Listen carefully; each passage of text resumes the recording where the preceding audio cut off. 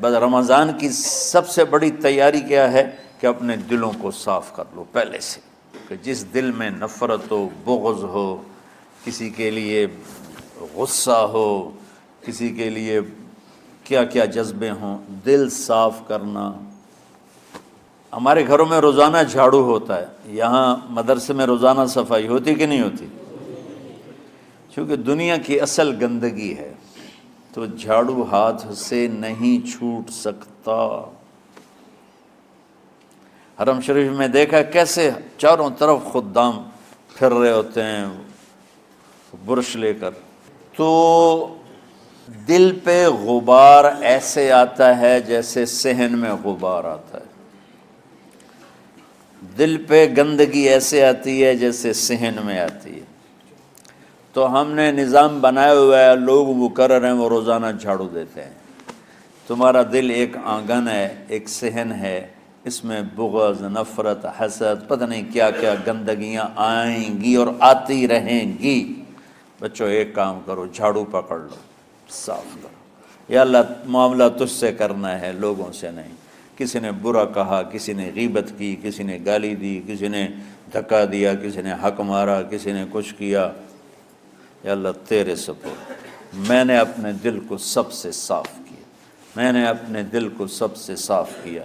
یہ اتنی بڑی عبادت ہے کہ بڑے بڑے نفلوں والے، تہجد والے، حج عمرے روزے والے تمہیں نہیں پکڑ سکیں گے، چونکہ اس کا کرنے والا دنیا میں کوئی نہیں۔ نفل پڑھنے والے تو بے شمار ہیں، عمرے کرنے والے بے شمار ہیں، علماء بے شمار ہیں، حاجی بے شمار ہیں، سخاوت کرنے والے بے شمار ہیں، لیکن اس ٹکڑے کو صاف کرنے والا لاکھوں میں ایک بھی نہیں ہے۔ مشکل کام ہے، آپ یہ سیکھ لیں، صاف کرو، صاف کرو، صاف کرو۔ یہ رمضان کی سب سے بڑی تیاری اور علم کو حاصل کرنے کی سب سے بڑی چابی ہے کہ اپنے دل کو کھلا کر لو۔ کوئی چیز خالی ہوگی تو کچھ آئے گا۔ جس دل میں بغض بھرا ہو، نفرت بھری ہو، حسد بھرا ہو، کینہ بھرا ہو، اس میں خاک آئے گا، اس میں تو علم کی ایک کرن بھی نہیں آئے گی۔ اس زبان سے چاہے جتنے مرضی موتی بکھیرے، دل اس کا اندھا ہوگا۔ لا تعمى الابصار ولكن تعمى القلوب التي في الصدور۔ یہ آنکھوں سے اندھے نہیں، دل سے اندھے ہیں۔ تو بچوں اپنے دل کو صاف کرنا سیکھو۔ وہ کتنی مشہور حدیث ہے، آپ نے کہا اس دروازے سے ایک جنتی آ رہا ہے، تو ایک انصاری صحابی داخل ہوئے، جوتا ہاتھ میں، داڑھی میں وضو کا پانی۔ اگلے دن اس دروازے سے ایک جنتی آ رہا ہے، تو ایک صحابی آئے، ہاتھ میں جوتا، داڑھی میں وضو کا پانی، وہی صحابی۔ اگلے دن اس دروازے سے ایک جنتی آ رہا ہے، تو وہی صحابی 3 دن جنت کی بشارت لی انہوں نے۔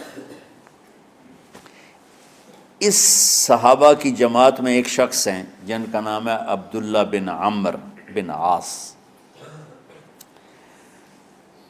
ان سے بڑا عبادت گزار صحابہ میں کوئی نہیں تھا، نہ سابقین میں نہ متاخرین میں، نہ پہلوں میں نہ بعد والوں میں۔ ان کی عبادت کیا تھی؟ ساری رات جاگنا، سارے دن کا روزہ، اور ایک ختم قرآن صبح سے شام تک۔ اتنی اللہ نے طاقت دی تھی۔ پھر وہ غلو والی بات آ گئی، ایکسٹریم ہونے والی بات آ گئی۔ ان کی شادی والی رات حجلہ عروسی میں داخل ہو رہے ہیں، دلہن کے کمرے میں داخل ہو رہے ہیں، اور مصلی بچھا کے اللہ اکبر، اور دیر نفل تے نفل، دیر نفل تے نفل۔ تو ان کی بیگم نے دیکھا تو وہ بھی خیر کا زمانہ تھا، انہوں نے بھی وضو کیا اور پیچھے مصلی بچھا کے وہ بھی فجر تک نفل پڑھتے رہے۔ صبح ہوئی تو حضرت عمر بن عاص رضی اللہ عنہ نے پوچھا، بیٹی رات کیسی گزری؟ کہا جی ماشاءاللہ آپ کے بیٹے تو بڑے عبادت گزار ہیں، ساری رات نفلوں میں ہی گزری۔ تو وہ ان کو شکایت کر دی۔ حضرت عمر بن عاص کو اتنا غصہ چڑھا، وہ بیٹے کو تو کچھ نہیں کہا، کتنی حکمت کی بات ہے، سیدھے گئے اللہ کے نبی کے پاس، یا رسول اللہ یہ عبداللہ دیکھیں کیسا نادان ہے، اس کی شادی کی ساری رات نفل پڑھتا رہا۔ تو آپ کہتے ہیں ماشاءاللہ ماشاءاللہ کتنی بڑی بات ہے۔ نفلوں میں گزر گئی، رات بھی نفلوں میں گزر گئی۔ تو آپ نے حضرت عبداللہ بن عمر کو بلا کے ڈانٹا کہ تو نے مہینے میں 3 دن روزے رکھنے ہیں، بس اس سے زیادہ نہیں رکھنے، اور ہفتے میں 1 قرآن ختم کرنا ہے۔ کہا یا رسول اللہ میرے اندر طاقت زیادہ ہے۔ پھر اچھا 15 دن روزے رکھنے، کہ نہیں میرے اندر طاقت زیادہ ہے۔ آپ اس کو تھوڑا تھوڑا کر کے گھٹاتے رہے، اور وہ ہر دفعہ نہیں یا رسول اللہ میرے اندر طاقت زیادہ ہے۔ تو آخر میں آپ نے کہا اچھا چلو صوم داؤدی پہ آ جاؤ، 1 دن روزہ رکھو، 1 دن افطار کرو، اور 3 دن سے پہلے قرآن ختم نہیں کرنا۔ تو آپ نے اس کو پیچھے کیا۔ یہ بیٹھے تھے اس محفل میں، ان کے دل میں آیا کیا یہ بزرگ مجھ سے زیادہ عبادت کرتے؟ رات میں ساری جاگتا ہوں، دن روزہ رکھتا ہوں، 1 ختم کرتا ہوں، تو جنت کی بشارت تو مجھے ملنی چاہیے تھی، ان کو کیسے مل رہی؟ یہ کسی کتاب میں نہیں لکھا کہ یہ ان کا جذبہ تھا، لیکن جو کہ میں ان کی سیرت کو جانتا ہوں تو مجھے خیال آتا ہے کہ ان کی نفسیات میں یہ بات آئی ہوگی، چونکہ صرف انہی کو خیال آیا کہ میں جا کے دیکھتا ہوں کہ یہ بزرگ کیا کرتے ہیں۔ تو ان کے پاس پہنچ گئے، چاچا ذرا، وہ ادھیڑ عمر تھے، چاچا وہ میرے ابا تھوڑے ناراض ہیں، تو کچھ دن آپ کے پاس گزارنا کا، بیٹا بسم اللہ آ جاؤ۔ اب رات ہوتے ہی عشاء کی نماز پڑھ کے انہوں نے جلدی سے چادر اوپر لی اور یوں سراغ کر کے ان چاچے کو دیکھنے لگے ایسے کر کے کہ اب یہ کیا ساری رات سجدہ کرے گا، اور ساری رات روتے روتے روتے روتے مصلی گیلا ہو جائے گا، یا ساری رات رکوع کرے گا، ساری رات قیام کرے گا، ساری رات قرآن پڑھے گا، اس تصور سے یوں دیکھ رہے۔ اور وہ بزرگ صحابی تشریف لائے، سرانے پہ سر رکھا، اللہم بسمک اموت و احیا، ہو گئے۔ اب یہ دیکھ رہے ہیں ابھی اٹھیں گے، ابھی اٹھیں گے، ابھی اٹھیں گے، اٹھے نا، فجر کی اذان پہ اٹھے۔ اب یہ تو حیران پریشان ہو گئے کہ یہ کیا ہو؟ اس زمانے میں تو منافق تہجد نہیں چھوڑتے تھے ڈر کے مارے کہ پتہ نہ چل جائے ہمارے کفر کا، تو یہ چاچا جنت بھی لے گیا تو ستا بھی پیا کہ چلو کل دیکھوں گا۔ اگلی رات پھر چادر سر پہ کر کے اور یوں سوراخ کر کے لیٹے ہوئے اور دیکھ رہے۔ چاچا پھر تشریف لائے اور سرانے پہ سر رکھا، اللہم بسمک اموت و احیا، ہو گئے۔ فجر کی اذان پہ اٹھے، یہ اور پریشان ہو گئے کہ میرا نبی کا فرمان تو سچا ہے، اس میں تو شک بھی کفر ہے، لیکن عمل کیا ہے جس پر اس کو جنت کی بشارت ملی؟ 2 رکعت نفل بھی نہیں۔ اور آج کے دور میں تم میں سے ماشاءاللہ اکثر بچے تہجد پڑھتے ہیں کہ 1 رات اور دیکھوں گا، تیسری رات اللہم بسمک اموت و احیا، ہو گئی ساری رات۔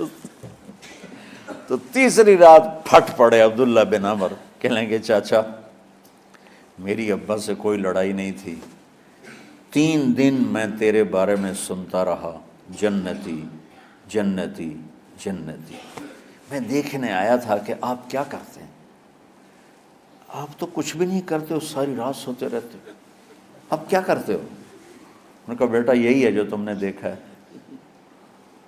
اب ان کو سمجھ میں نہیں آ رہا کہ یہ جوڑ کیسے بٹھاؤں، ادھر جنت کی بشارت، ادھر ساری رات خراٹے، اب یہ اس میں جوڑ کیسے بٹھاؤں، کیونکہ نبی کی بات تو غلط ہو نہیں سکتی۔ تو اب وہ نا ایسے نا بڑے بے دل سے ہو کر واپس مڑے، پتہ نہیں کی چکر ہوئے گی کوئی گل۔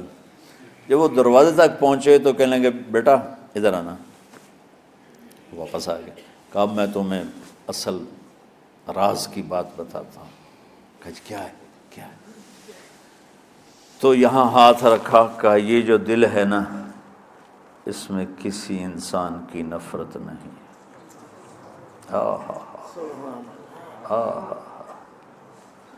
اور جب اللہ کسی کو رزق دیتا ہے، عزت دیتا ہے، مجھے کبھی حسد نہیں ہوا، مجھے خوشی ہوتی۔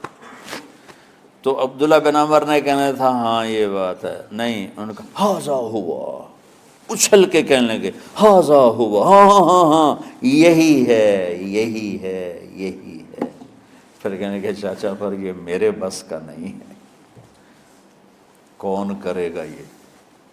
اتنے بڑے آدمی ہو کر کہہ رہے ہیں کہ یہ میرے بس کا نہیں۔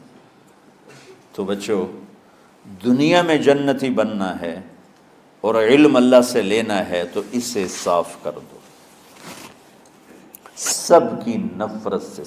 اس نے مجھے یہ کیوں کہا، اس نے مجھے یوں کیوں دیکھا، اس نے میرے بارے میں یوں کیوں کہا، اس نے میرے بارے میں یہ کیوں لکھا۔ جس کی تعریف ہوتی میری کتنی برائی ہوتی، صرف تعریف تو نہیں ہوتی، بھرا پڑا سوشل میڈیا مجھے گالیاں دیں۔